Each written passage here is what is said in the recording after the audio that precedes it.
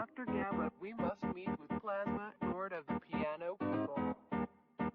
According to locals, Plasma has stolen everyone's pianos. And he has locked himself inside his giant palace. Setting coordinates. Approaching Plasma's piano palace.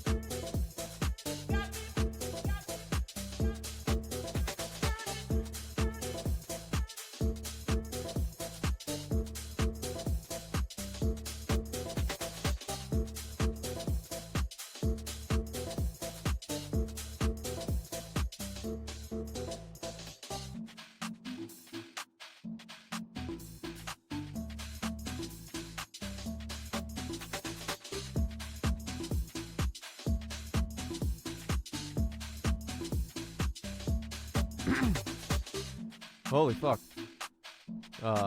Well, nobody's in here yet. As in, I'm all by myself, too. But, hello everybody. Welcome back to another stream of the Butter Boys podcast. It's just me at the moment, though. The Discord line is open, so you may hear, many a fucking fool that enters into this place. But, for now, it's just me, and you're gonna have to deal with that. If you are seeing this, as in your eyes are looking and you are visually referencing this, you are probably either watching this A, on Twitch, which you're probably not because it's just me at the moment, but that's pretty posh. And if you're watching this not right now, as in not May 12th at 8:05 p.m. on a Sunday evening. It's not May 5th. It's May 12th, yeah, right? 8:05. Excusez-moi. If you're watching this on Sunday the 12th, that's cool. If you're watching this anytime in the future, please be absolutely sure to check us out. The Butter Boys podcast, this little logo you see here. In fact, I'm going to turn off the music so that way I can just have my moment in the sun. If you're watching this in the future, please absolutely be sure to subscribe to the Butter Boys podcast on Spotify. Please follow us on Twitch. We do like streaming, even though my other co-hosts seem to be as averse to it as the plague. So I'll just, direct you over in that direction. We also have YouTube, too. You're probably, if you're not watching this right this second, you are watching this on YouTube, where I'm going to at least upload the full VOD unedited because I'm a lazy fucking bum mostly. But yeah, Half-Life. Holy schmoly. I played this before, but I didn't upload it because of the fact that it was kind of an ass playthrough. I'm not trying to do anything different here. I'm not trying to reinvent the wheel. I'm certainly not trying to do a speed run, as I'm not going to be quick with this game. What I plan to do here, I plan to play through the whole of Half-Life, Half-Life 2, all of its little chapters, up until Chapter 2 at the very least, and I'm going to make a very, very, very hard try to play through Portal 1, Portal 2. Not that it's a hard game for me to play, as in I need to encourage myself to play more video games, and hopefully I will be able to get through those as well too. I will try to convince the other nerds to download Left 4 Dead 2, which technically is Left 4 Dead 1 and 2 on PC, and we'll play through that. I'll try to convince one of the nerds to play through the Portal 2 multiplayer. Basically, this is a little bit of a Valve appreciation time here. Valve, a company that needs no introduction, and I'm not going to suck their balls off their chests, but great game company, made some of the best games in the industry, and I gush about Half-Life pretty regularly on the podcast if you listen. And if you want, I will talk a little bit about some things in here. I'm not going to sit here and, discuss the absolute minutiae details of Half-Life, but what I will do is I will go through and just kind of talk about Half-Life as I play it, because of the fact that me personally, I feel like Half-Life doesn't get nearly as much of appreciation as it should in the modern era. And not that people don't say, oh, Half-Life is good, because the people that say Half-Life is bad are very wrong. But what is more of a thing is that I feel Half-Life goes under the radar when we talk about a lot of games, especially for, younger generations who didn't grow up with, the orange box and shit like that. So, without further ado, I'm going to get right into Black Mesa, just because it's a little bit, easier, it runs better, shit like that. And, yeah, please sit, enjoy, relax, throw this on in the background. I don't give a shit what you do. Just make sure to, hit that subscribe button to the YouTube here. And if you could, go over to our podcast, go over to our Twitch, go over to wherever, and just follow us, shoot us a little like, yo, you're cool, right? A little bit of a thumbs up in the comments section. Instagram, TikTok, shit like that too. We're at least good Zoomers. So, yeah, like I say, without any further ado, let's get into Black Mesa. Now, you're going to see here, it says, good lord, this game is loud. It's going to say here that On a Rail is the last thing I played. Nope, you didn't see that. You didn't see a fucking thing. And now, for what I would argue is one of the best game intros as far as, like, back when stories were more told in the game. Like, we're talking, like, the original Deus Ex. We're talking Halo, Combat Evolved kind of era of presentation through player activity. And that is something that I personally feel is lost in a lot of video games as of recent. At least, and you'll hear me talk about this on the podcast. Welcome to the Black Mesa transit system. Regularly, because of the fact that I'm kind of just a bum and really like to complain. But in a genuinely serious sense, I do feel that there is a lot of walking from point A to point B to get a cutscene where we would see this security guard walking into the door, right? Or we would see the tram moving throughout Black Mesa. Instead, I can stop, I can look around, I can kind of gauge the environment, kind of look around. Oh, Area 9 hub? Oh, and there's some shit down there. Interesting. Now, along with this too, something to pay attention to, ladies and germs and NBs, is that this is kind of a reverse of what the story is going to be. We're seeing the original kind of ending area here, at least to a degree. I mean, this isn't the exact ending of the game, but it is an area of ending, if you will. And good lord, that was a long loading pause. And as we go further and further and further, you're understanding the layers of Black Mesa. That's what I think is really cool about this game, is the visual storytelling, but also the non-necessarily, like, this isn't visual to look at side areas. This isn't that interesting, people welding, but it's explaining. And through this sort of, what's the term I'm looking for? Environmental storytelling. Half-Life's story unfolds in front of Gordon Freeman in a way that is not necessarily told to the general audience, or at least not told directly to you. You don't need to have Gordon Freeman go, this rail line is really quaky.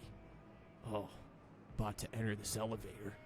Hope I don't descend into madness. Hope there isn't any unforeseen consequences. Like, we don't have that. And that's not to say that, like, a mute protagonist is the way to go about this, as I don't necessarily think mute protagonists always work. And in fact, a case in point of taking a mute protagonist and making them vocal is the Dead Space remake. The Dead Space remake made Isaac Clarke no longer mute, first off, but also really kind of made it a part of the story that, you know, Isaac is the engineer of the crew, so therefore, why would he not have some sort of insight into what is going on with the actual situation at hand. And this is where I think, you know, at least Black Mesa shines in having a mute protagonist, is that I don't necessarily think there's ever a point, as far as I can tell in the game, where Gordon Freeman is being told what to do. Gordon isn't doing what he is told. He is doing what the player would envision, or at least what the player would want there to be happening. And this isn't so much talking to Freeman as much as Gordon Freeman is taking in his environment and experiencing Black Mesa and Half-Life, if you will, Black Mesa, whatever you would prefer, experiencing the cascade, or resonance cascade firsthand in a way that isn't like Gordon has to point everything out to the player, but more so the player will get things pointed out to them by just sheer virtue of the game. Now, I've been talking over it as well too, but I have the subtitles on so you can at least read what is being said here, and they're kind of talking about, like, you know, Gordon's day and everything like that. And obviously you'll see here in literally just a second when these obnoxiously long load screens are done. Gordon Freeman is presented to the audience, an MIT student who is late for work, kind of thing like that. Like, you know, just a day in the office. And so this is where I think Valve really shined and really showcased something that hadn't necessarily been done before. Whereas this isn't to say that Doom didn't reinvent the first-person shooter, obviously. Doom is great, and being a precursor to this, but Doom did not do this. If anything, this influenced Doom 3, which is gnarly to think about, that Doom 1 and 2 had kind of come out, and not at any point had there been a discussion about, like, well, you know, like, who is Doom guy? You know? And that is really where I think Half-Life shines, because while we're also not necessarily sitting here getting a play-by-play of Gordon Freeman's character, we are in essence being told who Gordon Freeman is. Gordon Freeman is a, you know, MIT student who is working at Black Mesa, who is getting assigned to the anomalous materials division of Black Mesa, and is late for work. The entire point of what's going on here is a mundane day in the office that got blown out of proportion. And in particular, I tend to find Half-Life sits in a really weird category on this, because a lot of games, especially now, and this isn't just games, this is also movies and TV shows, are sort of this, like, the hero has to have some sort of really big situation go on in his life, and that is why these events are taking place. Or the person we are viewing through the eyes of, whether they are first person or third person, is so astronomically important that, you know, if the story did not have them in it, the story would not take place. Now, obviously, like, Half-Life is going to not finish without you playing the game, but you could almost see how these events would play out even if Gordon wasn't here. A real great example of this is Fallout 2. Fallout 2 has a sort of system where NPCs will just kind of live and do things. There isn't any real reason for the player to interact other than if they wish to. And their interaction... Oh, buddy. Uh-oh. The only reason the player chooses to interact is because of their own whim. And I feel this is really lost on games. Plus, on top of it, too, just for the sake of Black Mesa in particular, or Half-Life or whatever, there isn't, in my mind, any game that really has this kind of tone of just a normal person, a normal day, a normal thing that, you know, at least in the case of Black Mesa, could happen at any time.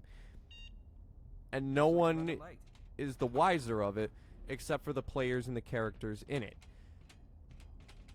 And in particular, this, like, very, what is the term I'm looking for? This very, like, industrial kind of situation. And you find it in Portal, too, which is why I think I really love Portal, is it's not dystopic by any metric. While, yes, dystopic would be a term to use, Portal and Half-Life are not dystopic, in my opinion. They are just, like, really bad situations. Portal definitely is more dystopic in that, like, especially Portal 2 takes place hundreds of years after the first one, and it's really fucking creepy to think about.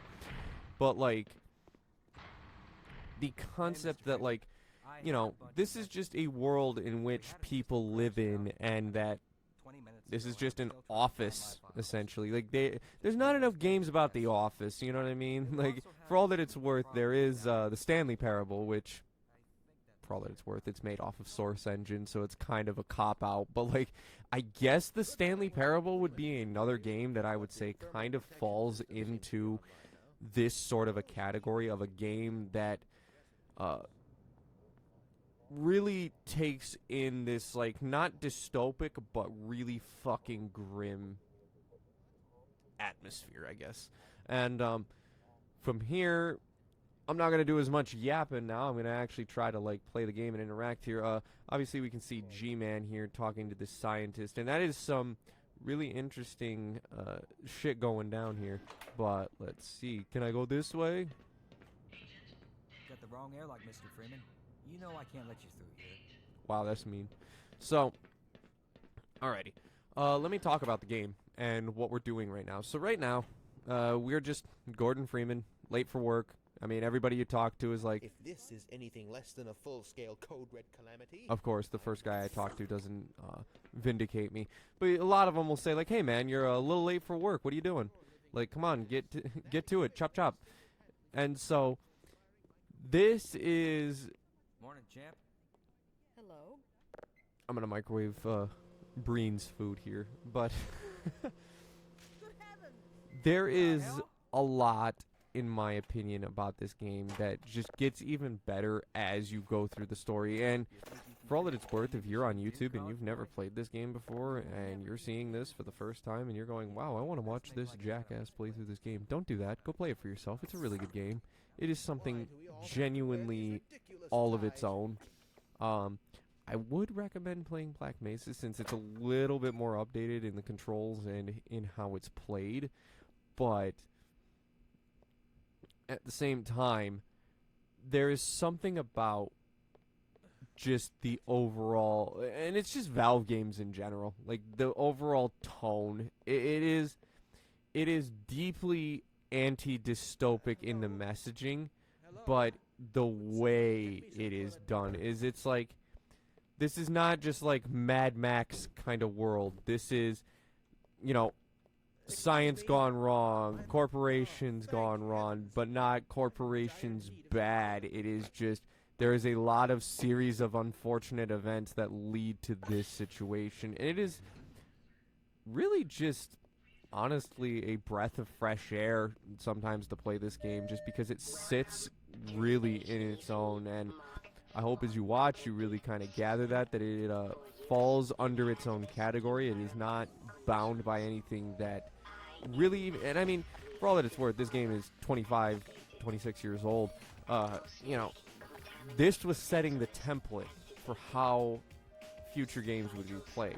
You know, I'm also, and I'm not going to stream this just because I'm a little bit too lazy and not creative on how to stream on my Xbox, and to be honest, I won't have this good a quality, and I don't want to do that without a whatchamacallit there, fucking, Elgato. There we go, that's the word I was looking for. Without any of that shit, you wouldn't be able to, like, stream it over. But I'm but I'm playing through the COD franchise, and, like, I'm seeing the connections that Half-Life has. Obviously, the control scheme of, like, being able to strafe. I just took my A key off of my keyboard while I was doing that. Like, being able to showcase how the world unfolds. Now, granted, with Call of Duty, by the time 2007 had rolled around, at least for Modern Warfare, because I have played through all the other CODs prior to my little playthrough now, but I'm just playing through Modern Warfare onwards.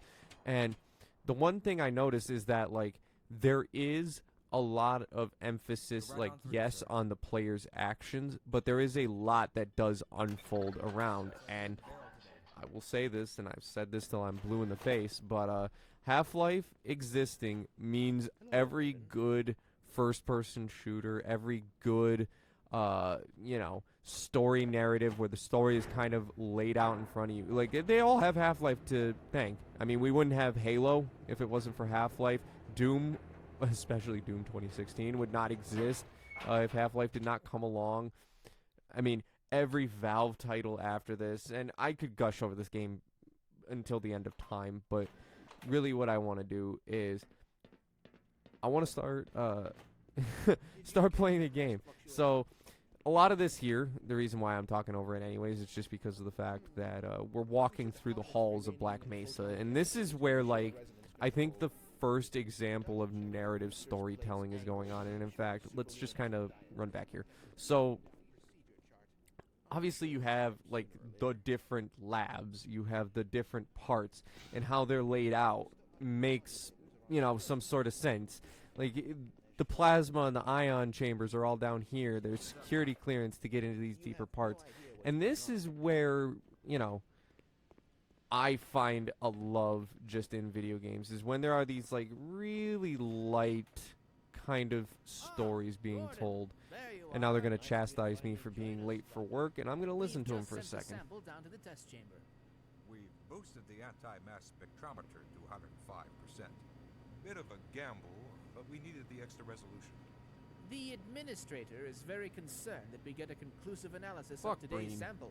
I gather he went to some lengths to get it. They're waiting for you, Gordon. In the test chamber. Right. Come on then. I'll walk you down. And as you can see, we slowly get pushed more into, you know, doing this now. Now, granted, we are just walking through, like I say, a day in Gordon's life. Morning, Izzy. You know, this could have been any poor schmuck who just happened to fall into this. Good But morning. you, the player, I'm you, glad you're Gordon here. Freeman, are the These one last who minute gets to changes, experience this. And this is where They're a bit strange. to we get just- into some real fun shit. It's about to go critical. What in the blazes is going on with our equipment? It was never meant to do this in the first place. Which, It's nothing we can't again, handle here's ourselves, another Eli. example of that narrative storytelling. Run along, Gordon. They're telling Will be you but a moment. right out the gate that this is not going good to try to do something like this. This is, you know, going to possibly cause some unforeseen consequences, if you will. As in, this failure blinking right here, not a good idea, not a good look, not a good thing. But we're going to press on anyways because of the fact that that's how research is done, right? Or at least, that's kind of the hint here that, like, along with Portal, there's a lot of Radiation level is off the hints charts. that there is some unethical research being done here, as in there is a real lack of a Oh, there fuck you are. given when it comes Everybody's been to, looking like, for you, the hombre. safety of the employees or the safety of the workers Here he in is. Aperture Labs or I'm Black afraid Mesa, we'll be respectfully. deviating a bit uh, from standard that analysis there is this procedure today, real Gordon. hinging Yes, part but with on good reason. let This is us a rare get to the opportunity results. for Let us get this, This is the right here, purest right now, sample we've baby. seen yet. Bingo bongo, And let's go. potentially the And most unstable. Now, As you as can long as see, we follow this standard will insertion procedures, definitely everything have will be some fine. Don't know issues how that you can say arise. that. Although I will admit that the possibility of a resonance cascade scenario is extremely unlikely. I just don't feel... Gordon doesn't need to hear all this. He's a highly trained professional. We've Hey, it's the assured narrator from the Stanley administrator Parable. that nothing will go wrong. Yes, you're right. Gordon, we have complete confidence in you. Well, go ahead. Let's let him in now.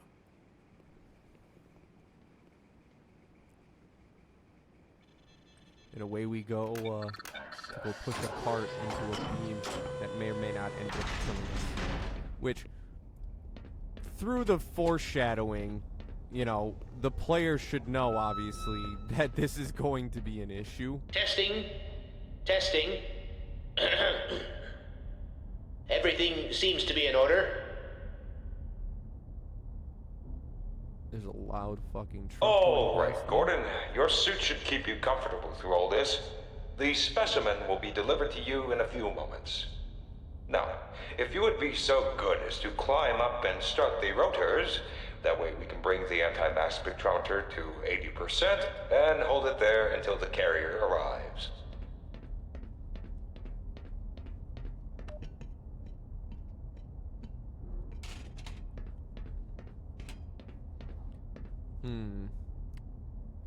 Do I push it?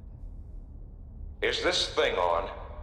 Okay. Gordon, climb up and start the rotors. Look, man, I'm late for work. I'm tired as shit. Give me a fucking second. God damn. Very good. We'll take it from here. Power to stage 1 emitters in Push the button. 3, 2, 1. Why couldn't they start? Why did I need it? They seem to have it from I'm here. seeing predictable phase arrays.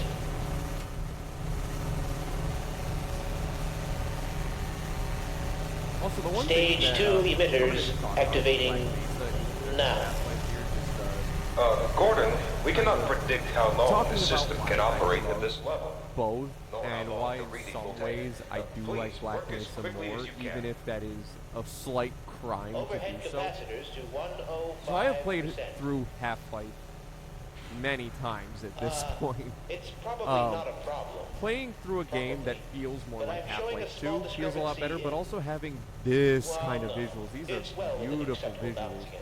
as far as Sustaining like, sequence. you know, even a modern game is We've concerned. just Like, been informed that while the sample even, is ready, you know, Gordon. Half-Life It should itself, be coming up to you just the at any base moment. game looks Look really to the good, delivery especially system too for if your you use specimen. the VR, or not the VR mod. The VR mod is really good, and the Half-Life 2 VR mod is really good too. But the NVIDIA Remix version looks Standard fucking insertion. stellar, and Non-standard specimen. I mean, it's just, it takes the cake for a like Go visual ahead, Gordon. Slot the aspect carrier here. into the So analysis let's board. go ahead and push this. This should have no issues, right? Get away from the plane. Uh-oh, Shut it cheeky. down. Someone get So, out there and shut it down. just as predicted, we ended up causing quite possibly one of the worst events to happen in the, I wouldn't call it universe, maybe? Maybe it's universe? I don't know. They don't really ever specify, but it's definitely the worst thing to happen here at this time, and does in turn have some very cataclysmic events take place with the Combine and everything like that in Half-Life 2. Ouchie! And overall, this has just some, you know, pretty interesting implications. Okay, I am here. I am not here. I am looking at a bull squid. Let me go walk towards it. Hey, bull squid. I want to touch you. And this is where the Vortigons come and look at my penis.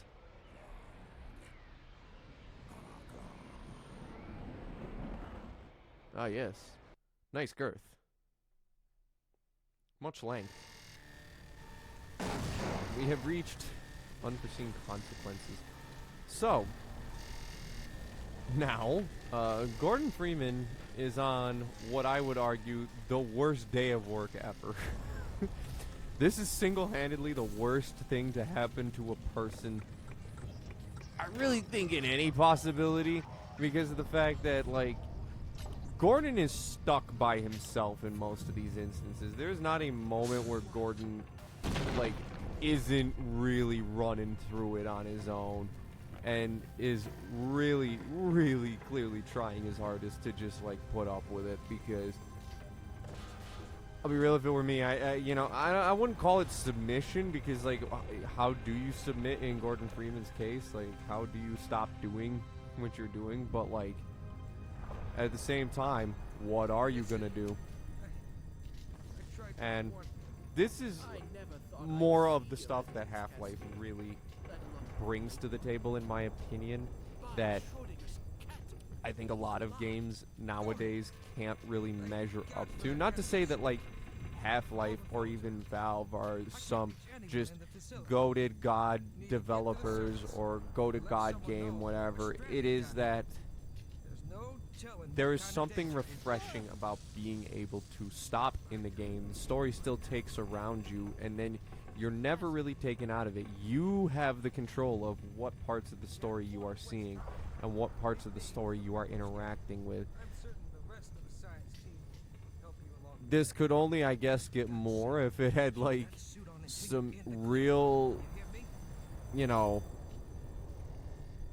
I mean, I don't know. I guess I don't know. There isn't really much more you could add to the game because of the fact that, like, RPG elements would be really obnoxious in this game. You know, oh, Gordon Freeman can't swing his crowbar as hard until he gets fucking, you know, strength 10 or whatever. No. I think the fact that, like, they allow this character to have these abilities while still being, like, just a normal dude. Like, everybody can swing a crowbar for all that it's worth. I don't think Gordon Freeman is some special man for swinging a crowbar. But, whoop, whoop, let me hit the, oh, ouch. I don't think Gordon is beyond special, like, for swinging a crowbar. Everybody can do that. And I think that's where, like, Valve really hit the nail on the head with it, is that this isn't about some superhero guy who you know, comes in here and he saves the day like Master Chief even. This is just a dude, you know what I mean?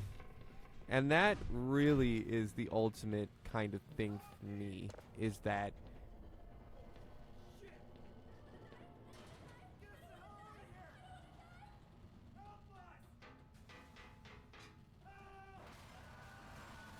bye-bye.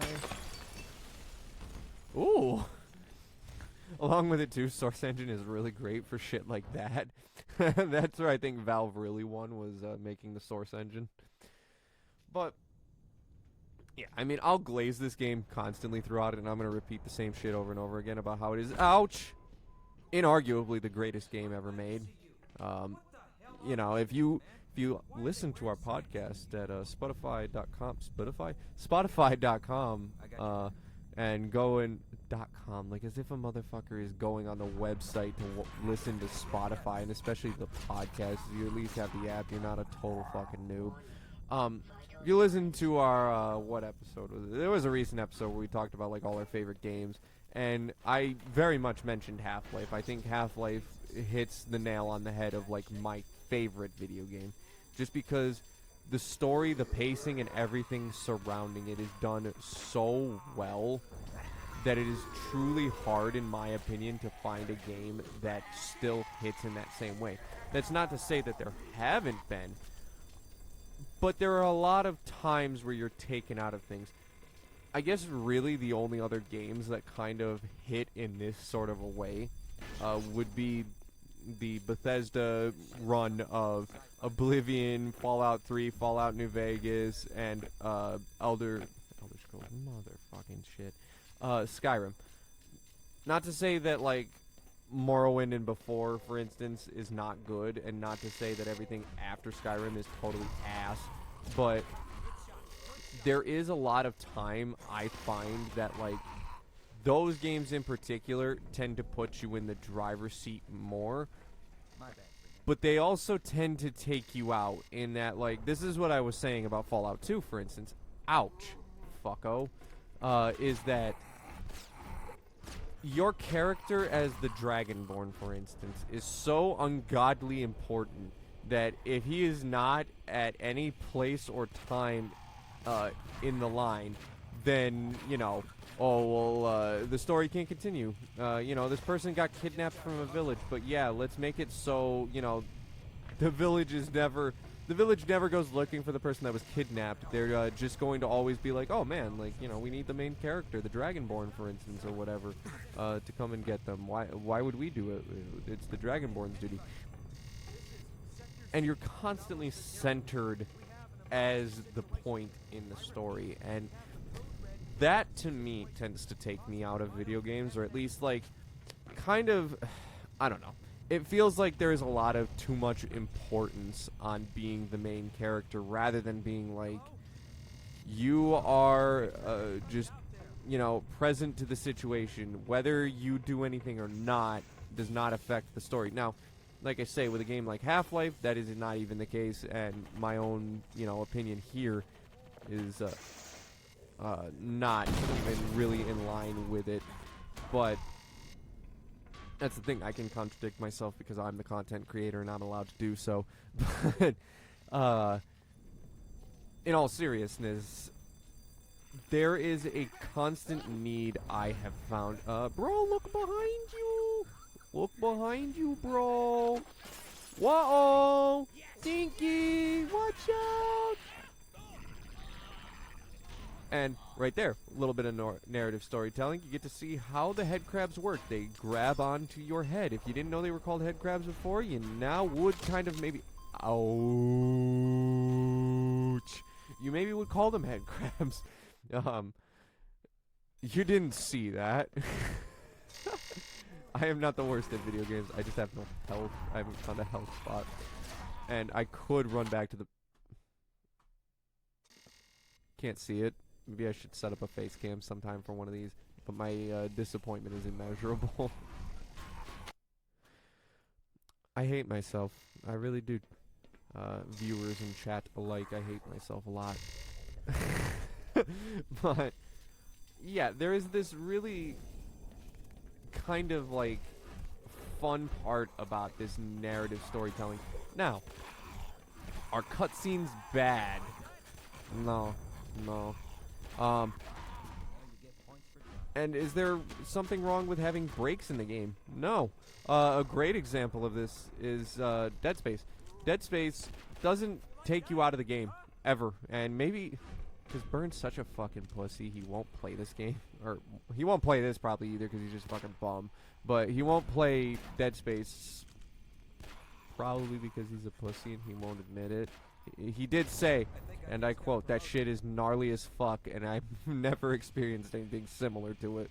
To which I agree, and maybe I'll glaze Dead Space here in just a minute because maybe I'll throw that on the list of shit to stream.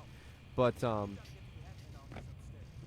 Dead Space kind of does a similar thing to Half-Life in that you are plopped into an area as an ordinary dude who has no real thing to be doing besides his job and surviving. Gordon Freeman's abilities are what help him make it through, you know, the Black Mesa research facility. Isaac Clarke's abilities are what help him get through the Ishimura and the Sprawl. It's not because, and I'm gonna fucking skip out on this dude, fucking. It's not, you know, it's not the fact that they were there in the first place. It is that their abilities are what help them to gain their survival or whatever. And that, to me, really speaks more about, like, the isolation in games like this, too, because this is something that I think a lot of horror games don't get right nowadays, where everything either has to be a supreme jump scare to where you're like, motherfucker, every 5 seconds, or it's gotta be so grisly awful that, like, it's just shock horror. It's not even, like, good horror. It's just like, oh yeah, like, we sent somebody's body parts flying in 8 directions. We also got to watch it. Now, are some of these games guilty of it? The scene in Dead Space 2 where you are putting a needle in Isaac Clarke's eye is nothing more than shock value. There is nothing about it that is like, oh yeah, no, Isaac would have done this in his day-to-day life. Like, he's just a little bit like into lobotomy through the eye, right? And that's the thing, is that, oh no! The narrative storytelling of carrying a character through the story while also getting to see, like, their shit day be, you know, extra shitty. And really, I think that speaks to, you know, And then this dude gets spit out here. Spit him out. I think that speaks more volumes to, like, how you're going to have to handle the story, right? Especially Dead Space, at least 2008 version, not the remake. Dead Space had to rely on it in a similar manner to Half-Life, and I've said this already, but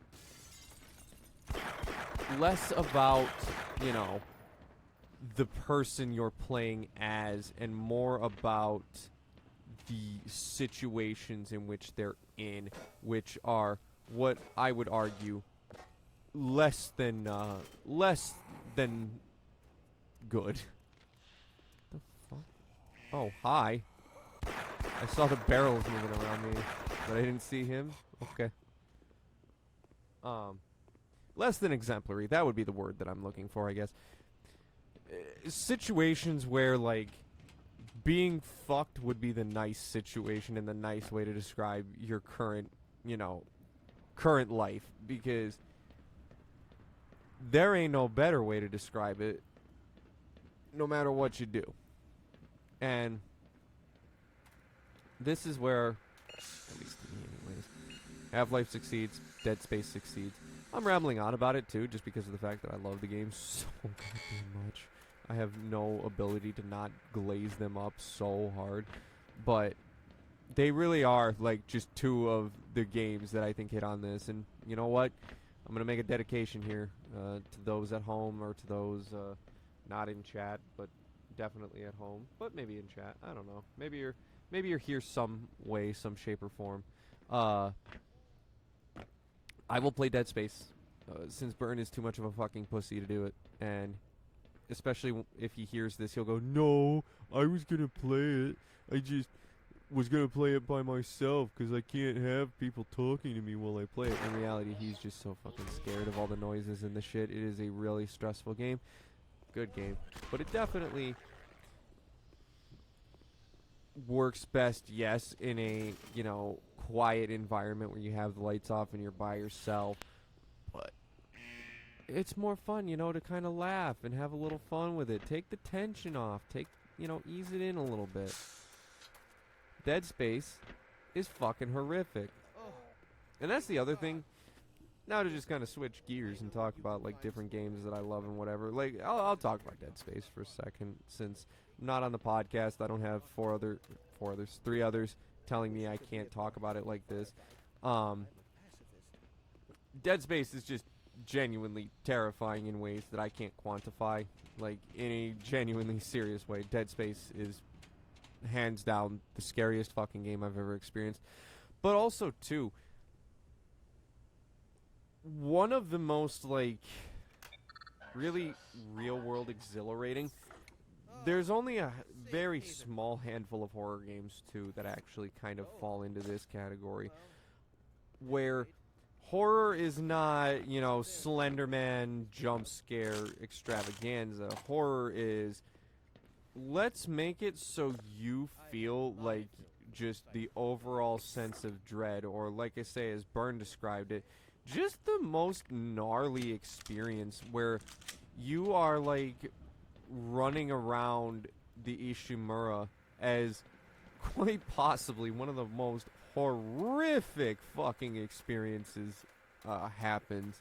And you're stuck. There's nothing you can do. You can't run away. It's a very cabin in the woods kind of experience. And this is where, you know, we can talk about movies and shit too. But, I think a lot of things, as far as, like, you know, scary as fuck on a range of it, like, isolating yourself from any sort of person, contact, whatever, is just deeply terrifying. But then add in, like, the situation that's going on in Dead Space, where there is no hope of anything good happening. There is not a moment where it's like, oh yeah, you know, Isaac is going to come out of this and he's going to be doing really good. Like, no. No, there's nothing. This is, like, the epitome of dreadful. This is the epitome of just downright horror. I have met plenty of people who enjoy horror games or enjoy horror movies or enjoy just like the concept of horror or whatever, but Dead Space is different. And that's the one thing I really learned to like from the original devs, was that they even said this, that they were like, we just wanted to make something that was so horrific that like it's not about like it being labeled as horror. It is about the concept of it being horrific. In that, if this were happening to anybody, this would be considered the literal worst situation of a lifetime. You don't get shittier than... I would argue the Sprawl is the pinnacle of shit situations, because I'm not going to acknowledge Dead Space 3's kind of, while cool in concept, bullshit ending for Awakening on Dead Space 3. Cool concept, but not nearly as fucking terrifying as, like, the Sprawl. And kind of hits on the same way that Alien and Aliens does, in that this is, like, a thing that cannot be stopped. There is nothing in this that is going to stop the situation from happening. You know, there's not anybody who's going to come along and stop it. You know, there is no one who's going to come and grab the marker and make it all better. I mean, Isaac is supposed to do that, but like, until Isaac gets there, even with Isaac being there, it doesn't solve anything. It doesn't make the situation better. It just allows you a window into it. And this is another part, too, where I think the remake got it done really, really good. In that there was a lot of just, like, through Isaac's kind of dialogue that he has, just in a new sense of, like, being able to voice himself. Not that there wasn't voice lines, quote unquote, for Isaac before, because, you know, he would grunt, but more so that, like, oh shit, did not mean to do that. You can hear it in Isaac's voice that this is, like, downright the worst thing ever. And the remake really quantified that in totality by just adding better visuals, because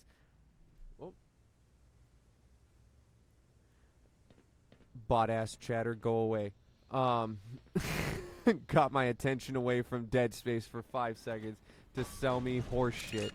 Suck my balls. So Dead Space, as I was saying, doesn't chronicle horror in the same way that, like, you know, we think of horror in a sense of like, oh yeah, you know, this is deeply terrifying. I'm my adrenaline is pumping or whatever. Dead Space is the kind of horror that you find when, you know, the end of the world is happening via a black hole. Like, there is no ending to this that is positive. It's just the end, right? And damn, maybe now I'm gonna have to plan to play Dead Space, because I really want to play that shit. I've been talking about playing it again ever since it came out. I only played it one more time. I was gonna play it at Halloween, and then I was gonna try to get Burn to do it, but Burn only played a little bit of it, and then fucking shit his pants a couple of times and didn't want to play it anymore. So that's what I'll be doing, and I'll talk about Dead Space. I'll talk about how fucking great it is. But I'm gonna talk about it here because of the fact that I have the ability to, because guess what? Remember that little mention I said about content creator being the all-forming authority god here? Still God, baby. Bye-bye. I love this shit right here of just letting them fly off, and then you kind of get to the bottom, and it's like, oh. Ouch. Come on. Aw. I tried. And keep in mind, like, my glazing of Dead Space is actually a really weird one because of the fact that I'm not really a big horror fan all that much. To give you an idea of, like, my horror, like, experience, I'm a real big fan of Alien, I'm a real big fan of Predator, and I'm especially a really big fan of The Thing. the 1987 John Carpenter film. I think it's 87. Regardless, the original The Thing, not the one they did in 2011. My God, like, first off, Mogus. Mogus right out the gate. If you want to see Mogus the movie, they don't have to make it. They made The Thing. It is that. It is in concept, in virtue, and in every way, shape, and form. Mogus. But it really is something more than that, because the body horror aspect of it is, I think, where it is really set apart from other horror franchises. There have been horror scenes involving, like, body, you know, morphing or whatever in really weird shapes and contortions and all that. But The Thing did it differently, in my opinion. The Thing does it in a way that grabs your attention, holds you, and has you questioning throughout. And I'm not talking the body horror. I'm talking about just the overall vibe and the horror that sends. The Thing itself is fucking disgusting. I mean, the idea that, like, it completely contorts you into a weird shape and, like, then hides itself as you is already a horrifying concept as is.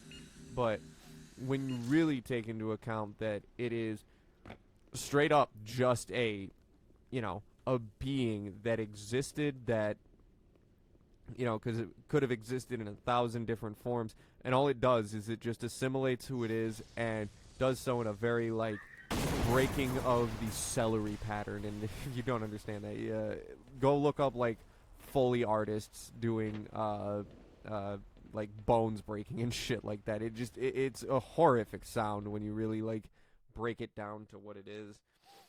And this is where I think The Thing this is where I think The Thing really, really shines, in that, oh no, what happens if I shoot that? Well, that was kind of anticlimactic, I'm not gonna lie.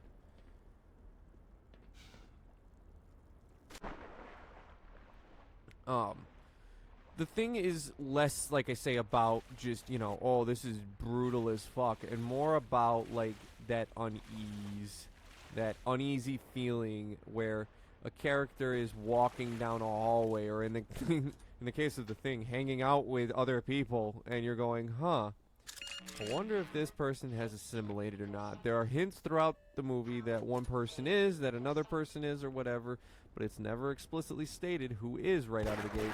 And that is just downright hoggers, if you will. It is that sort of psychological horror where you don't necessarily know what's real. You don't necessarily know what's, you know, the thing. So there's kind of this sort of, not uncanny valley, but that same sort of a concept where it lives in its own, like, space, lives in its own kind of spot. And I wish, I really wish that there were more,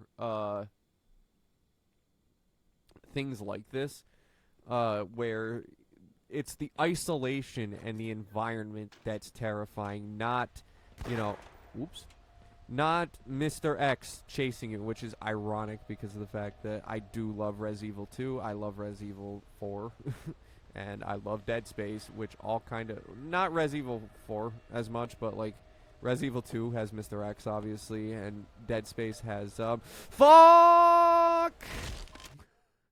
I meant to hit the shift button.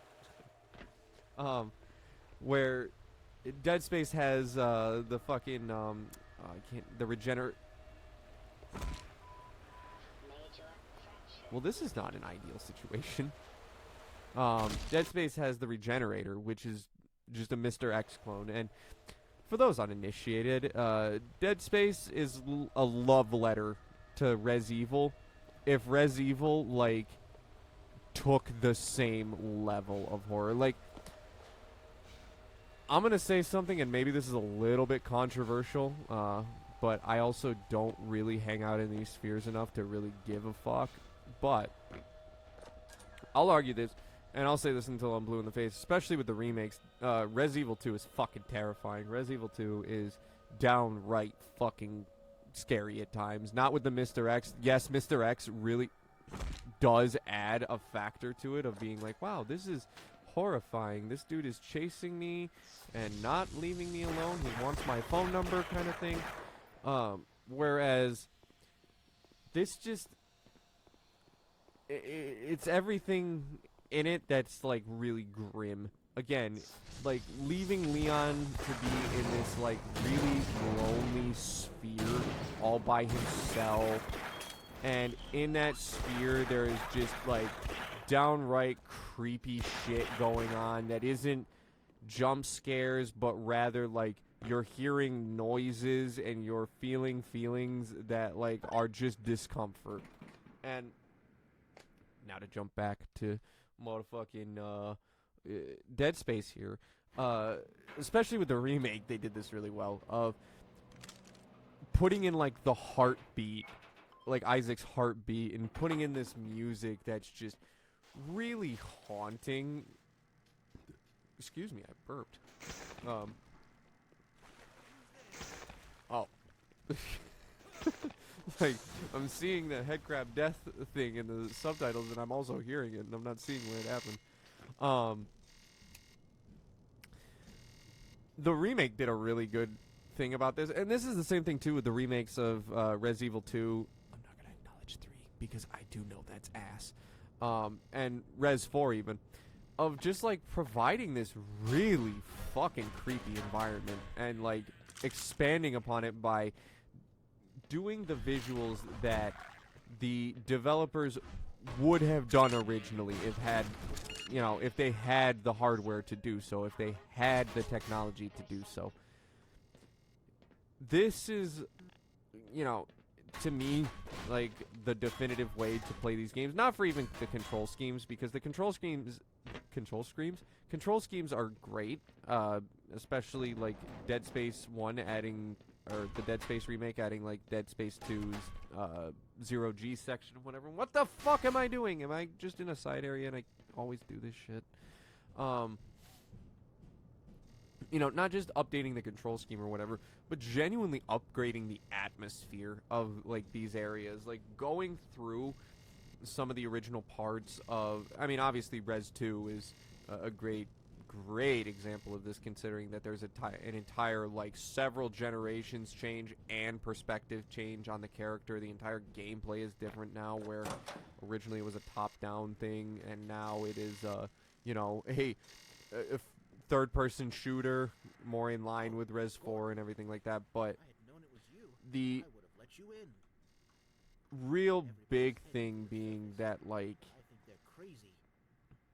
If we stay put, someone is bound to rescue us. No, pal, they're not. Right? I don't know if you know this, but that's really the thing for me, is the using the environment to kind of tell that story and to tell that sort of horror event. You're heading That out this there is, By yourself? without a doubt, God have mercy on your soul. like, just a bad situation for everybody involved, and it does not matter if you are, humanoid or whatever, or main character or a side character. Like, it sucks for all parties.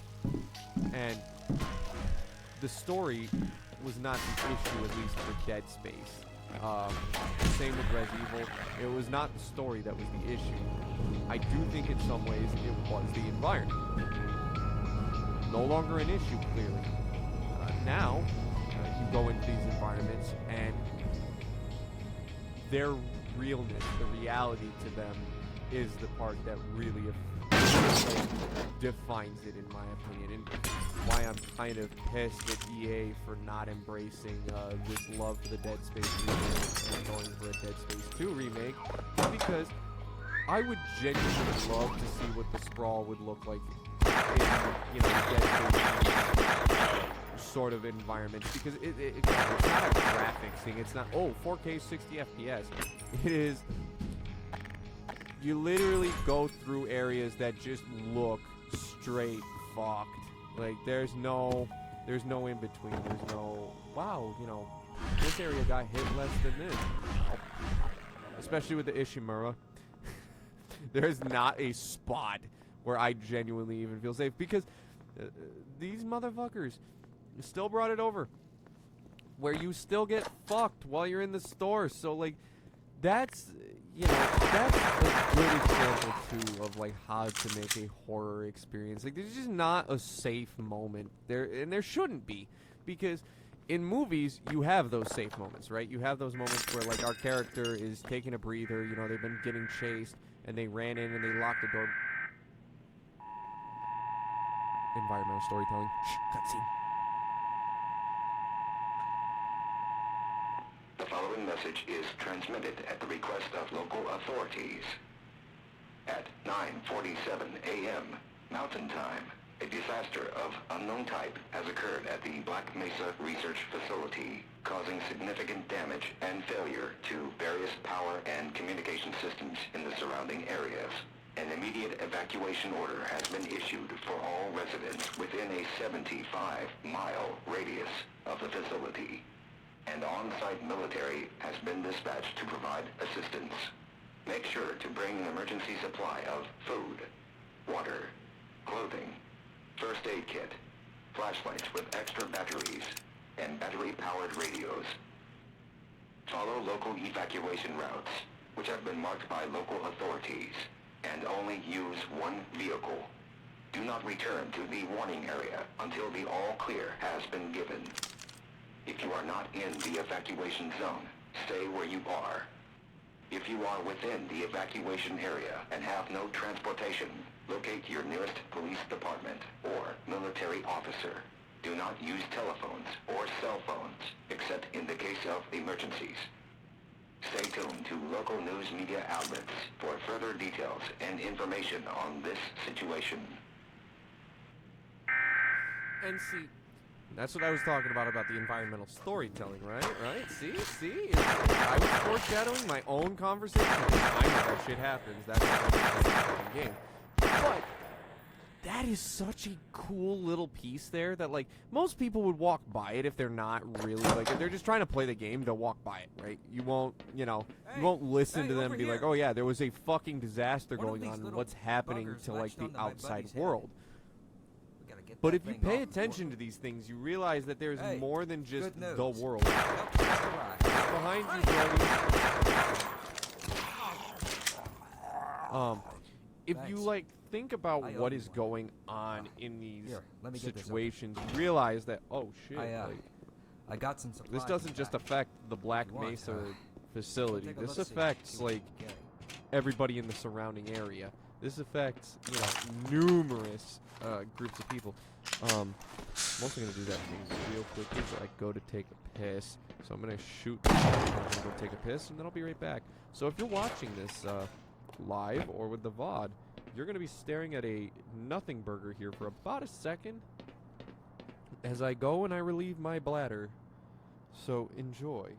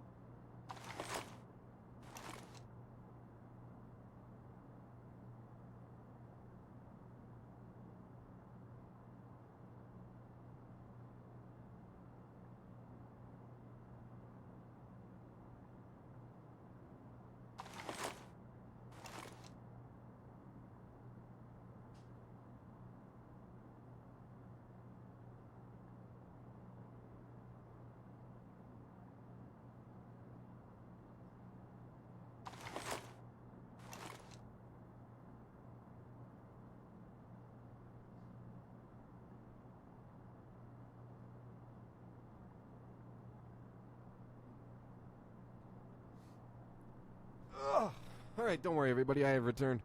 Okay. So what was I saying? Glazing Dead Space and glazing Half-Life. That's what this stream has been here, is just been glazing 2 games. I mean, they're just at the forefront of my thoughts. I could talk about the COD franchise, I guess. That's what I've been playing really recently as far as, like, games are concerned. The Fallout franchise as well, too. You know what? Fuck it. I'll talk about both of them. Since I replayed Fallout, I have realized that everybody is, in fact, correct again, and never expressed in mind. Fallout New Vegas is still just the tits. Bethesda's mad, be mad. The Fallout TV show was goated. We talked about that on the podcast enough, though. See, that's the thing, is that when you have a podcast like ours where we just fucking yap and don't shut up about the things we like, it's really hard for me to talk about the things I do like in a situation like this, but I'll keep doing it. Yeah, my Fallout playthrough, I'm still not technically done with it, because I really do have other things I want to do in it, as in, like, play through more DLC and stuff like that, and go back through and play through Fallout 4, and Fallout 76. Bern and I have at least talked about, like, possibly streaming that, too, so maybe I can convince him that that's a good idea. But, Fallout. Great game. And in all seriousness, I mean, like, at least as far as New Vegas is concerned, it's genuinely how I think all RPGs should be done from now until forever, of allowing you this ability to really fine-tune your character while also having, like, your character not just live in a vacuum. Like, the reputation system is what I'm alluding to, of how there is a system that is put in place that makes it so that way you can't just be a royal chode without having some sort of, like, reaction to it. And now, Fallout 3 does have this. This is not exclusive to New Vegas. But I think the way New Vegas does it is kind of nice, in that, like, there are more factions that you could really piss off, and they have a grander effect on the whole story. Whereas, like, Fallout 3 very much is, you are going to help the Brotherhood of Steel whether you like it or not, and if you don't like it, that really sucks for you. Yes, you should play a different game, because this is going to be all about sucking off the Brotherhood of Steel kind of thing. Which is fine. I have no problems with the Brotherhood of Steel as far as a faction are concerned, especially for the Fallout franchise. I actually think they're one of my favorites. They just tend to be a lot of fun to, like, play through and shit like that. But I'll say this: Fallout 3 is kind of eh. Like, not like for any, like, oh, the graphics are bad. Like, it's not like that. It's like Fallout 3 is kind of bleh, because of the fact that in New Vegas there felt to me a lot more to do, just in the way of, like, oh yeah, getting to this point has a lot to do with making this point make more sense. You know what I mean? And further driving you in one direction that feels like this is what my character is getting up to, not this is what Bethesda wants you to get up to. And I do feel this to be an issue a little bit, like, not even a little bit. I feel there's a lot with Skyrim, which is why I've actually really tried to do more Skyrim Unbound kind of playthroughs, where if you don't know what Skyrim Unbound is, it's just a mod for Skyrim, but one of the facets of it is that you don't have to be the Dragonborn, and if you're not, the main campaign isn't accessible to you for obvious reasons. And I think that that's kind of cool. Not necessarily that, like, oh, you get completely fucking, you know, just, like, let's get the hell out of here, unable to, like, complete the main quest or whatever. Like, oh yeah, it's so cool that, like, I paid $60 for the game and not able to finish it. But more so, it changes how you look at, like, your character when you think, like, about Skyrim stories, because of the fact that, like, your character has some real grand weight to him, but as well too, it really opens the door to, like, a little bit more creativity. And I do think Skyrim kind of had it down well as far as, like, making cool factions. Because this is not, like, to throw shade even at New Vegas, but I tend to find that, like, the Fallout factions are kind of basic and don't have any necessarily, like, major implications on their opinions or their views or their principles. Like, you can side with whoever and it doesn't necessarily change the world, which isn't bad because of the fact the entire message is No that hard feelings, war right? never changes. Like, all this time will always be the same because of the fact that the same sort of...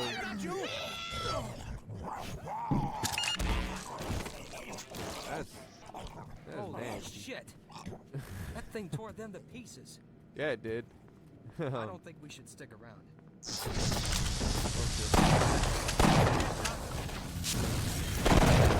Guys, catch a break. Sorry, I'm distracted by gameplay now. God forbid I actually play the game and am, you know, mentally involved. Oh, that guy dead. One down and now he's definitely dead. It's like, when motherfuckers used to die and then, you know, you're like that just to be sure. But yeah, Fallout, great game. I've never not recommended it. I do think that there are some flaws in Bethesda's behavior that even New Vegas can't really escape. Namely, the, like, sort of behavior of certain factions to be, like, the bad faction, the good faction. Like, Caesar's Legion, there is no, like, oh, you know, redeeming quality, and no one give me the bullshit about, oh, well, like, you know, the roads were safe, the NCR had made things safe. Shut the fuck up! No. No. I don't give a fuck. Caesar's Legion constantly is promoted as being a bad fucking, a bad motherfucker group. And that's it. Just dudes who like to do bad shit and get paid to do bad shit. If you like doing bad things, Caesar's Legion is your crew. That is what it is. It's not a bad thing. That is not, you know, diminishing per se. But it makes for very two-dimensional factions that could expand more. Like, I guess in the case of Caesar's Legion, like, what if it turns out it's like, you know, you actually see the effects of, you know, helping the Legion makes it so the roads absolutely are unsafe. You don't fucking get, you know, attacked even by the team.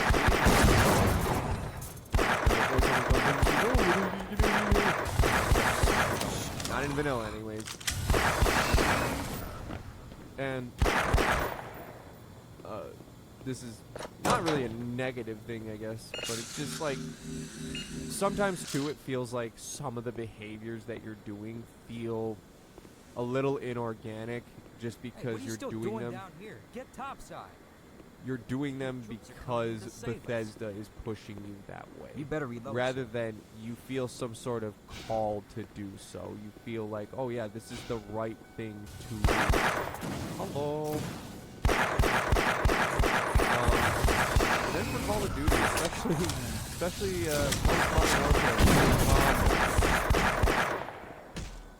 I'll talk about Call of Duty now that I've been playing it for a little bit, and I'm just trying to fill space here while I'm running about and having a laugh and playing Half-Life.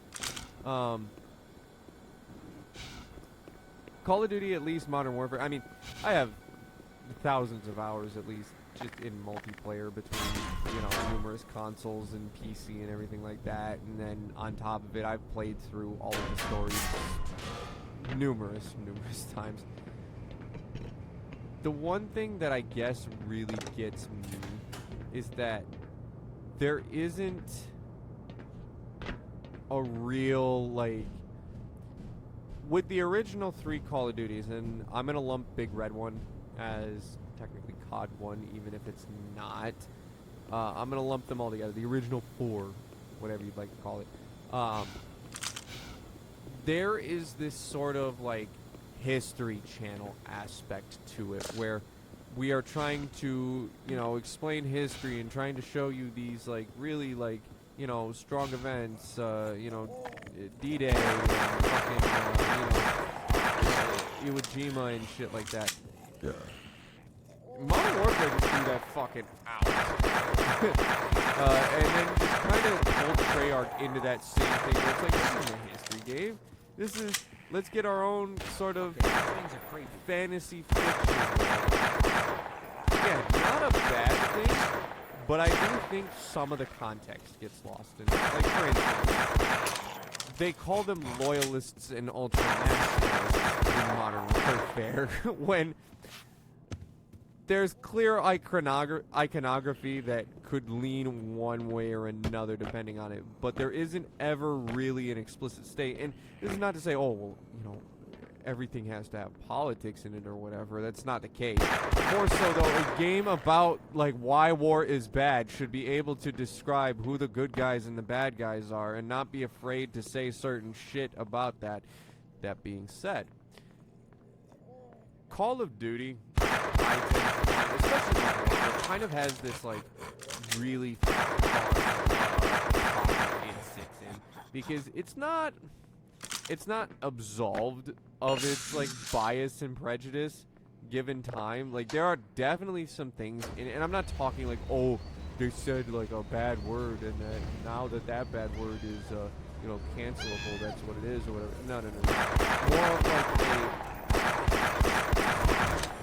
the idea that, like, for instance, the people, like, when we say ultra-nationalists in the sake of, like, Iran, Iraq, Afghanistan, whatever, yes, it's bad. There is no good ultra-nationalism. Nationalism breeds some real bad kind of situations where people kind of, you know, start arguing who is like a real German and who isn't a real German, for instance. You know, no true Scotsman logical fallacies get displayed here, but the problem is that those who are claiming no true Scotsmen are a lot of the times those who also have fucking, you know, sticks and guns, so they get to, I guess, quote unquote, describe who no true Scotsman is. But when you start just labeling things, for instance, as ultra-nationalist, they fall into a category where you can't really quantify them in any sort of meaningful way. And in the case of Call of Duty, like, just describing, like, you know, the bad guys in the Middle East as just ultra-nationalist, which falls in line with, like, calling Saddam Hitler. Like, you just kind of lose it in the sauce that, like, oh yeah, these people are, like, you know, no better than Nazis and whatever. And while, yes, they were, like, the problematic groups of the Middle East. Like, for instance, in Iraq, the Ba'athist Party. The Ba'athist Party is not founded on any sort of principles. It wasn't like they were like, oh yeah, you know, like, we want to, you know, fix it Iraq. If anything, their only real existence was to be a pawn in the Iran-Iraq war, you know, and being pushed in as this sort of aggressor state that would weaken both states in the process. So there isn't really, at least from an American perspective, and not in like a, this is my perspective on why one is good or one is bad.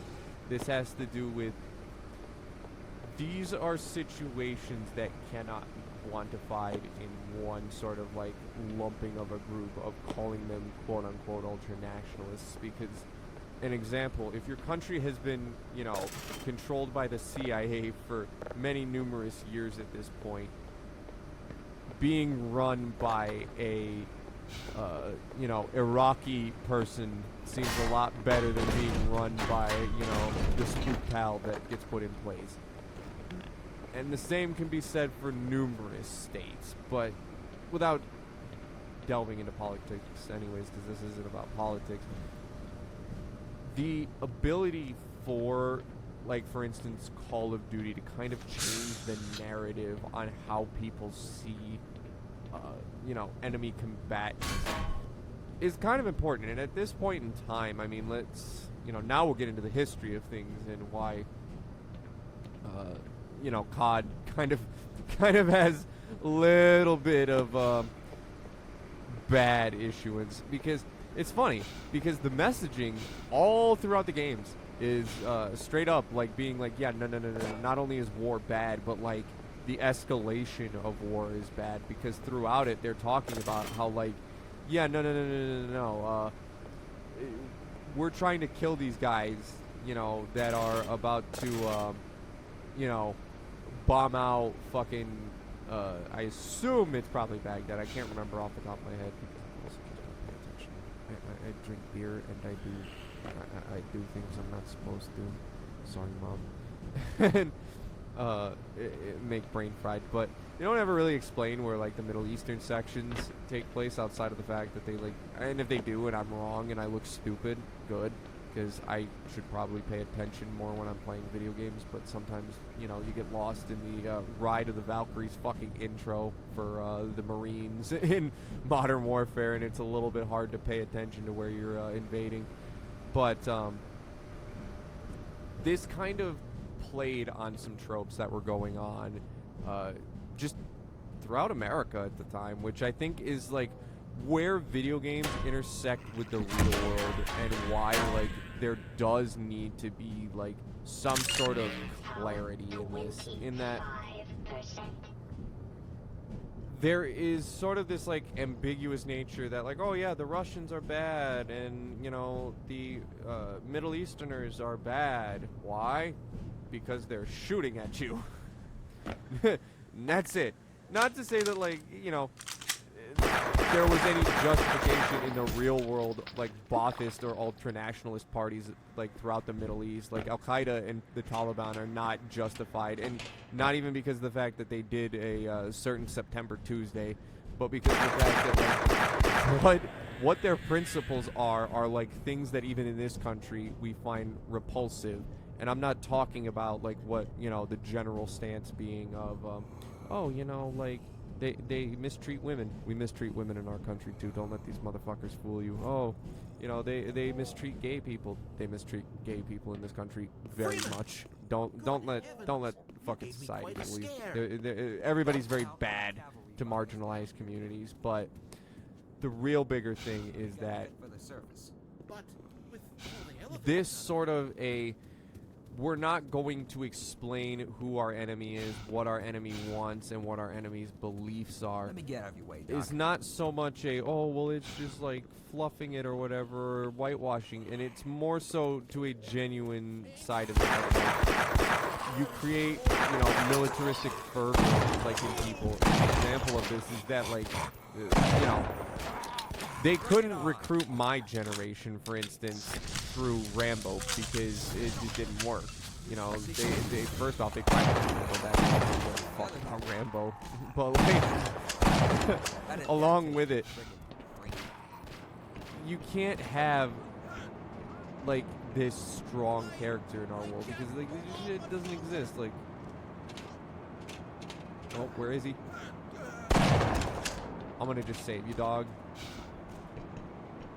You're gonna die no matter what. I'm not grabbing you, and you may as well just like experience a blissful quick death.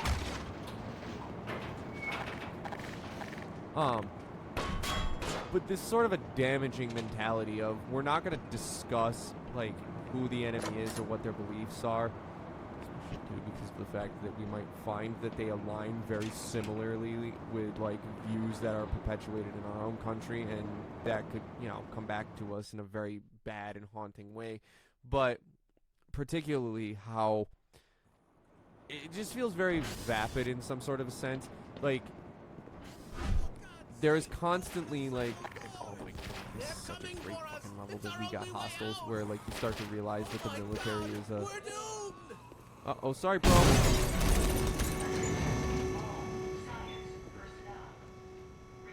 Storytelling. You can't see it, but I'm pointing at the intercom line here. Okay? So now they're telling everybody, get up topside, bro. It's all good. We got some shit we gotta talk about. It's all kosher. It's all good. It's all good. Oh, fuck.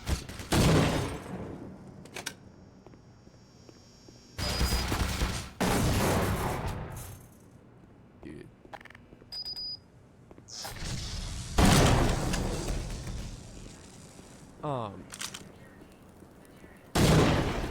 There is a heavy emphasis on the bad guys are bad because they're shooting at you, not because the bad guys have some genuinely intolerable beliefs or something like that. Where the older Call of Duties could you know, obviously hinge on that, especially with having, like, the bad guys be the Germans or the Nazis or however you want to look at them. I mean, not really, like, ambiguous to that. No, they were Nazis, but, like, how you don't need to be told that that is a bad group. You just kind of know. And they tried to do the same thing, like, with Modern Warfare and even with some other, like, Call of Duty,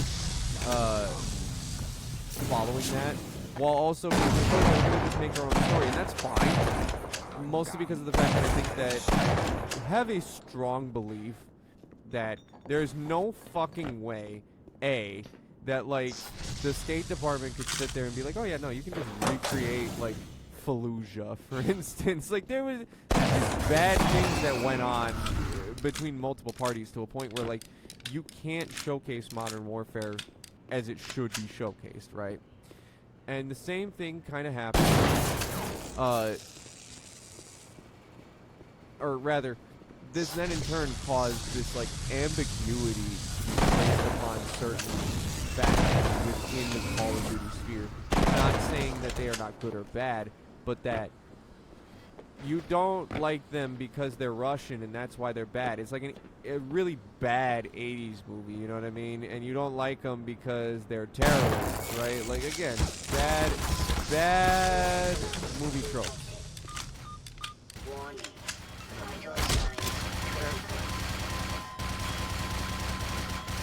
This doesn't mean that the Call of Duty games are bad. This does not mean that they are, you know, just the worst stories ever. No, I'm having a great time playing them. If I was going to stream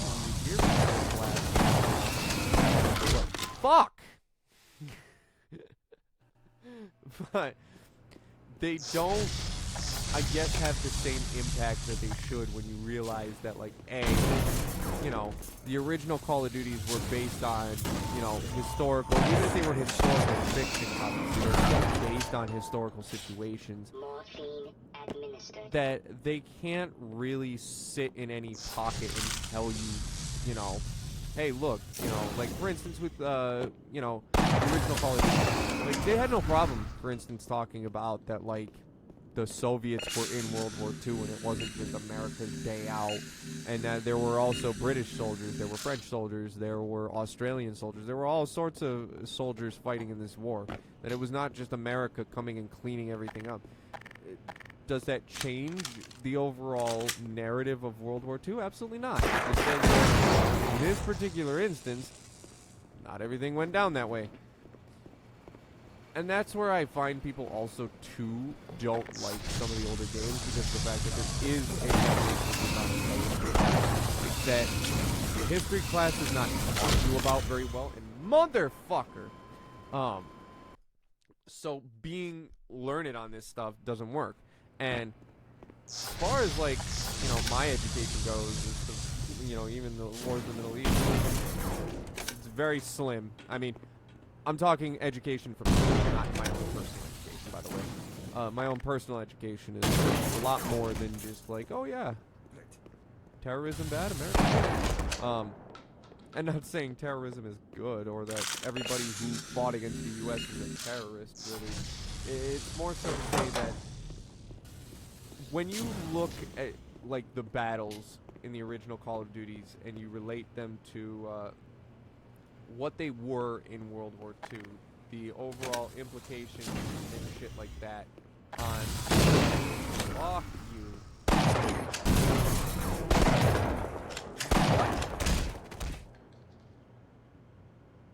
Okay, then.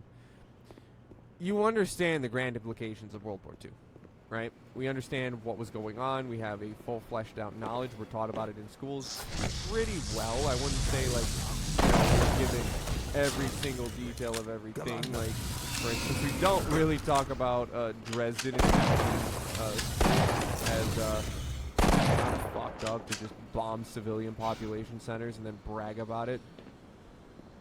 You know, like certain events that are going on within latitudes at the end of the Mediterranean Sea, but I'm not going to weigh in on that.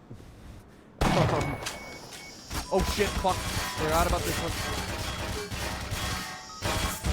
Fuck! I am bad at video games, everyone.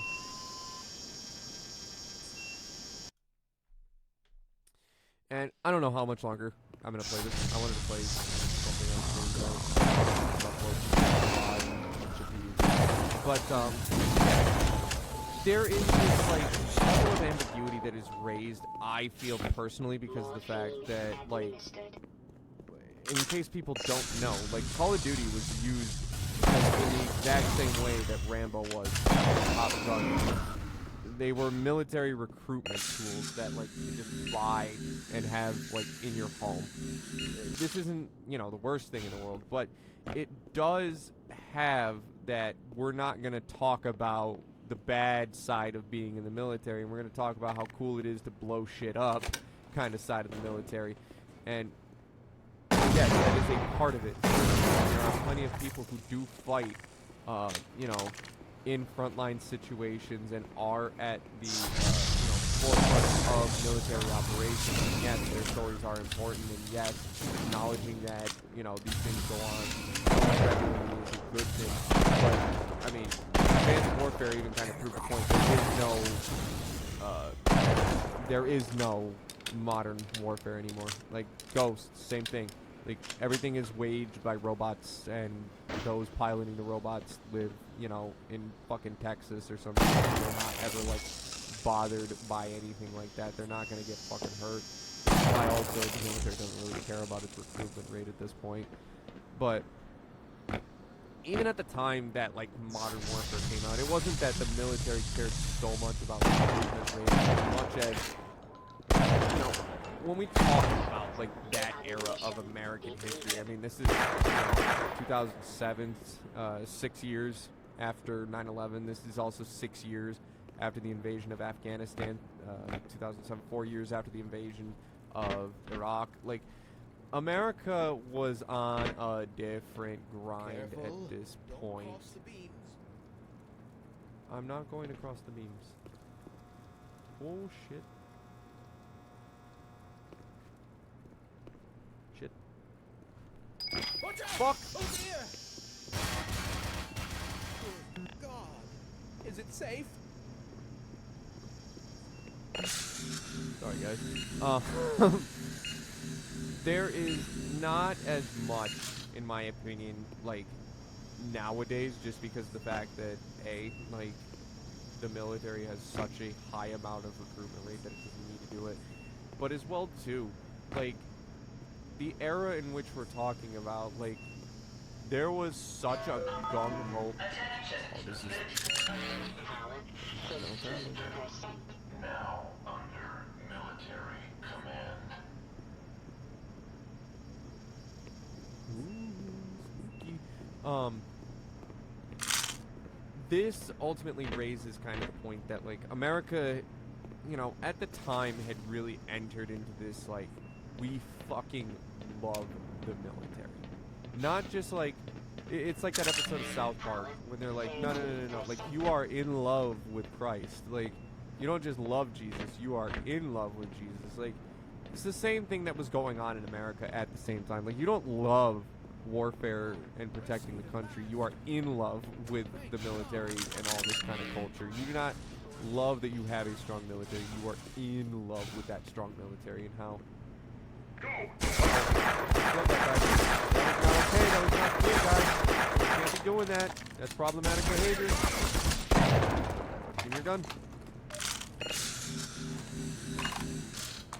And how this kind of radiated, affected, you know, like, this is where movies like Black Hawk Down come in and stuff like that, too, about how it's like, we're showing the horrors of war, but we're also not going to show why the horrors of war even exist, because of the fact that if we start to do that, we have to start questioning the real morality of it. And I do think Call of Duty is good at this, of quote-unquote questioning the morality of war, though it's not anything that's, like, need to be questioned in the first place. I don't think there was ever anyone... Well, I can't believe it. You can't say that, because there definitely are people in history who are like, oh yeah, well, pretty cool effect.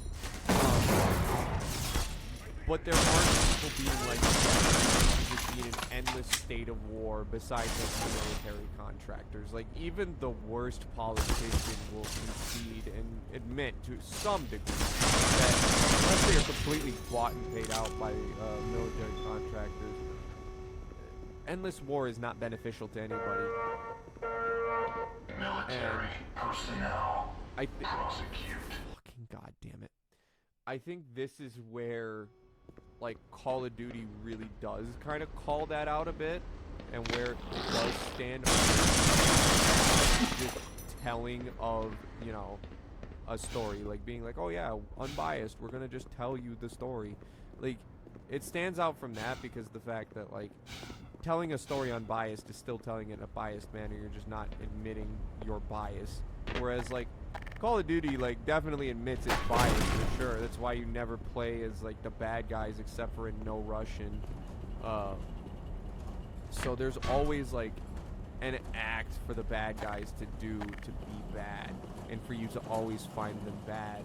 And the good guys never really do anything, except when we get to Modern Warfare 2, where there actually is some sort of kind of, you know, where it's like, oh yeah, you know, in the case of General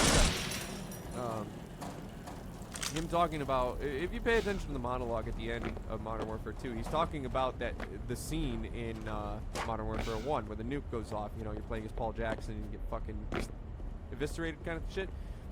He talks about that, about how, like, and again, this is not new information if you have any sort of media literacy, but what he says in there is he's like, hey, you know, like, it's kind of fucked up that, like, my men just got nuked and the entire world just watched and did zero about it. They didn't give a fuck. They just kind of let it happen.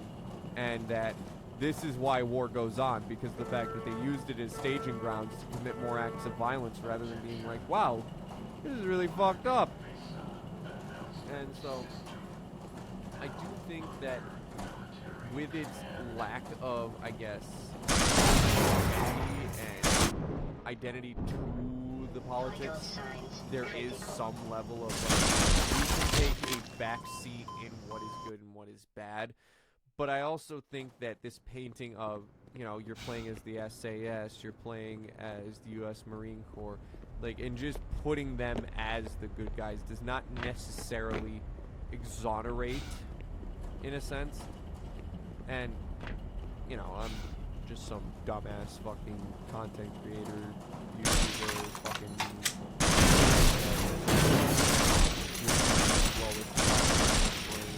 but I do see it as that there were chances where Call of Duty tried to, like, talk about these things, and they weren't really discussed in meaningful ways. Does this make them bad? Absolutely not. I still think that Half-Life is, without a doubt, that Call of Duty is one of the best, at least like the older CODs, are some of the best, like, military first-person shooters that have a story attached to it, that are about specifically military action, and how war isn't necessarily a good thing, not because, like, you know, blowing up your enemy is a good or a bad thing by any metric, but rather that, like, there are severe consequences to waging war, and in the case of, like, you know, Modern Warfare, a nuke gets dropped, you know what I mean? Like, there is serious, like, implications to waging war. And I do think, too, that also played upon some fears that Americans had been harboring for a while with Saddam. I mean, WMD was fresh on people's minds still, even if Saddam had been hung a year or two earlier. I mean, it wasn't like, you know, fresh, but, like, the talking point had lived on within Americans to be like, yeah, no, like, no shit that there would be, you know, nukes going off because, you know, WMD kind of thing like that. Rather than being like, there was no WMD, and this shit is not going to work out that way, but if there were, it could. And boy, am I going to get sick of it if I keep fucking getting my ass beat like this. real quickly too, to take a kind of back seat, I just want to tell everybody, please check us out on numerous social media platforms and shit like that. We do appreciate you following us. We do appreciate, you know, you enjoying our content as we do it for everybody else. We don't do it for us because why the fuck would we do it for us? It's kind of pointless to do. But, and motherfucker! And if you like this content, you know, let us know, and we'll keep doing it. I love the old yapping. I like to, you know, push my lips to a talking position pretty regularly, so I'm trying to do that now, and at least, you know, provide more for the audience to kind of like have something, you know? Like, we're here, but we're not here. We just release our episodes, and then that's it. And I don't think that's cool. I think you guys need a little more insight into who we are, what we think. These motherfuckers are bitch asses. Please. How are you now? Oh shit, he's fucking.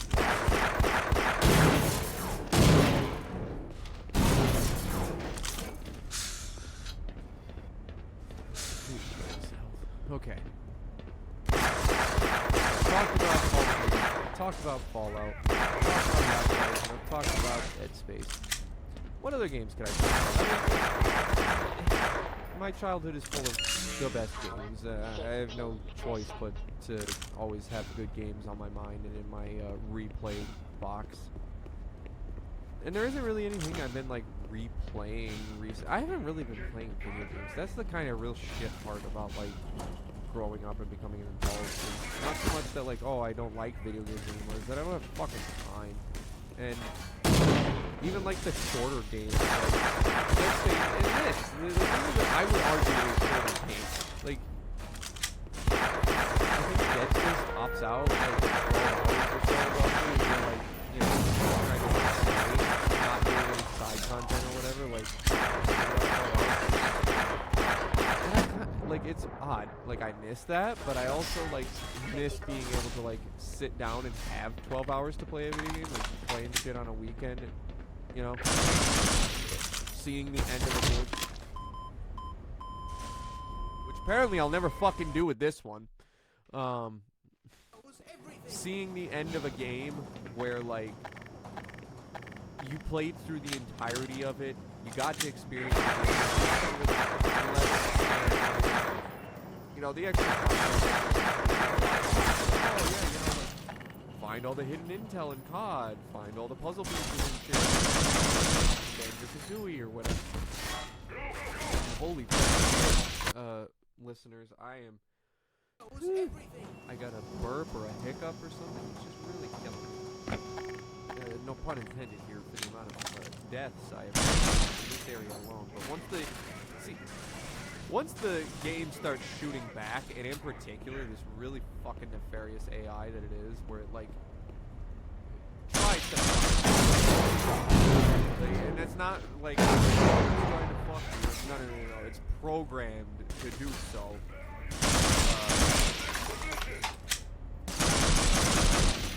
They really strat against you a little bit in annoying fucking ways. Nope, not that one, not that one.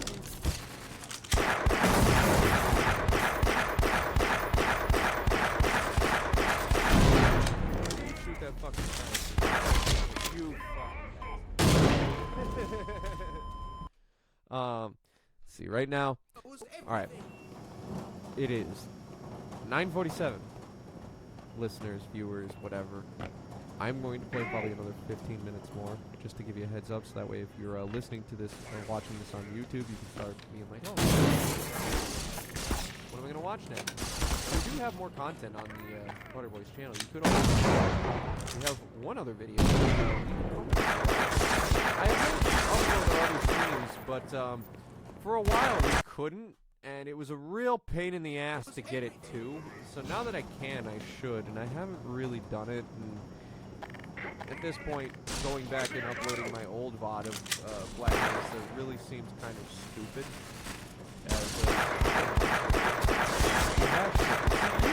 If you didn't watch that first one, this is all new content to you. Isn't that the special thing about like watching it? It's all brand new. Anyways, as I was saying, yeah, you get old and then like you can't play not in the like I'm bad at video games or whatever. I am bad at video games. I am bad at video games. I have 7 health and I run around a lot and get shot. So you're gonna see it. I'm gonna just warn you.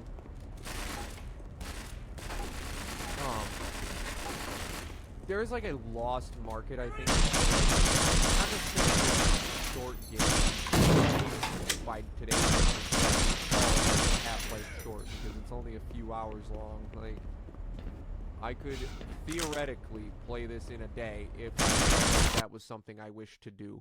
I did it with Halo. I do have the VOD for that, and I should upload that. And then eventually get to play Halo 2 on stream, Halo 3, and Halo ODST, and Reach, and all that. Because those games are... And I could gush about Halo forever, but I spent the beginning half of this just fucking sucking the absolute cock off the half. But... will say, there is... just like... shit feeling you have like as you get older, I find, where it's like I want to play more video games. I want to go back and play the games I love. I don't have time to do it. So that's why these video games exist. I'm gonna actually really force myself to play a lot of these games again because, boy howdy, are they fun.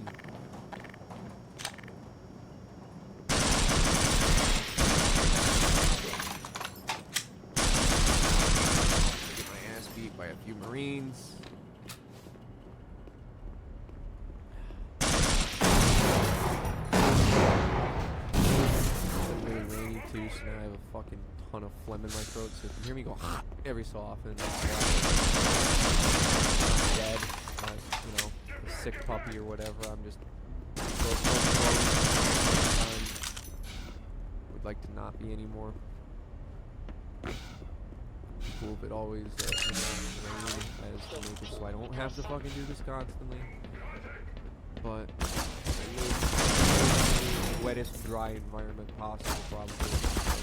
Fuck! No! This shit! No! Fuck!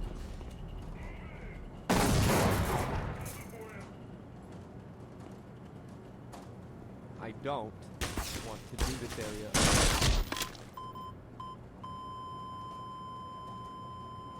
My disappointment is immeasurable. That was everything. Okay, go! Everybody get down! Fuck, I'm gonna blow up. Guess I won't.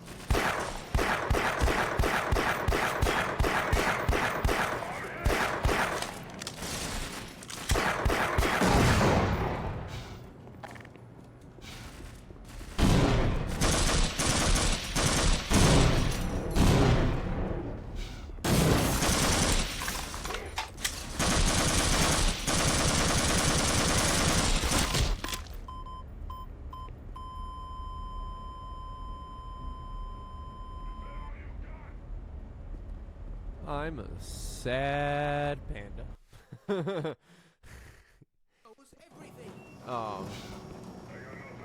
also running out of feelings to talk about.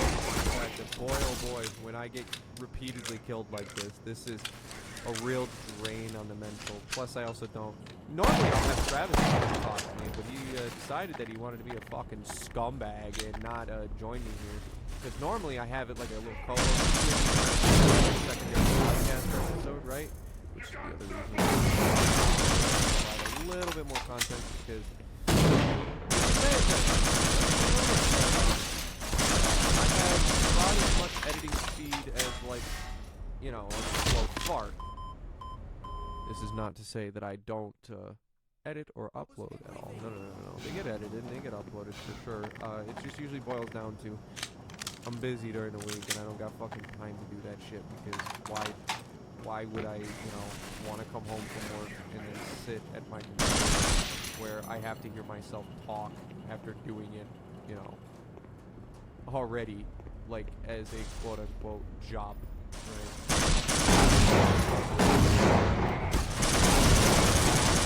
And if you do enjoy, please, give that a little follow, I am going to try to harass my other co-hosts to try to, be more involved with shit like this, as it's not that they don't wish to be involved, it's that they also are busy, boring old men. And but I do think some of y'all would enjoy, some of the other antics we get up to. We have talked about going back and playing like content warning again and shit like that, but I do feel like not only has it fallen out of meta, it's just everybody's played it. We do have clips from it that burn. Fuck off, lazy dub.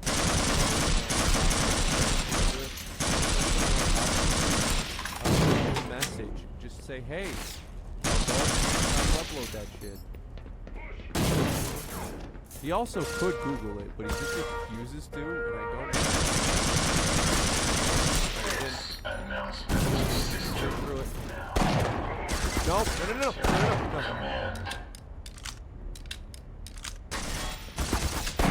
Shoot! What? Shoot her!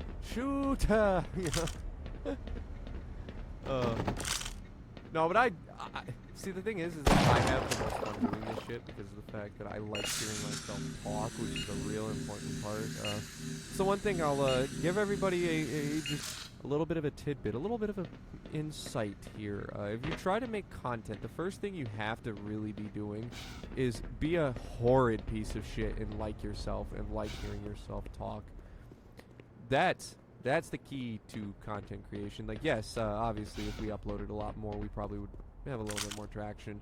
But there is also something to be said about just, like,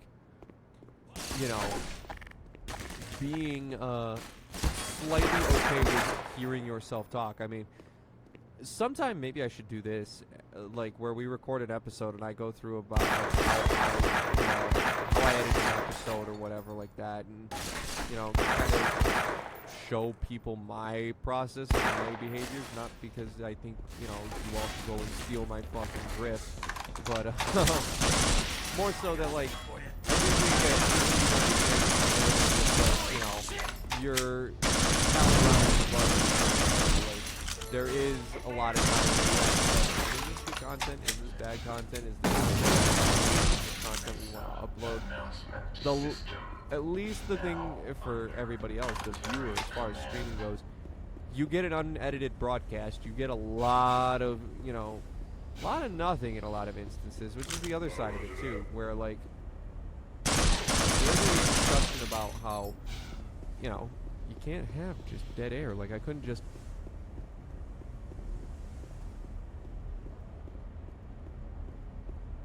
See how uncomfortable that is? See how that makes you feel? See how that's, like, hard to, like, you're watching the game, but I'm just...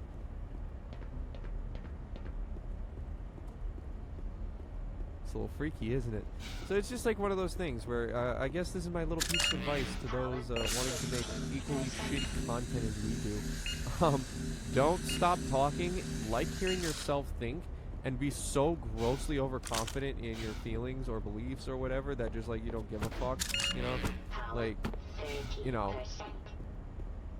I can't think of what I'm grossly overconfident about a lot of things.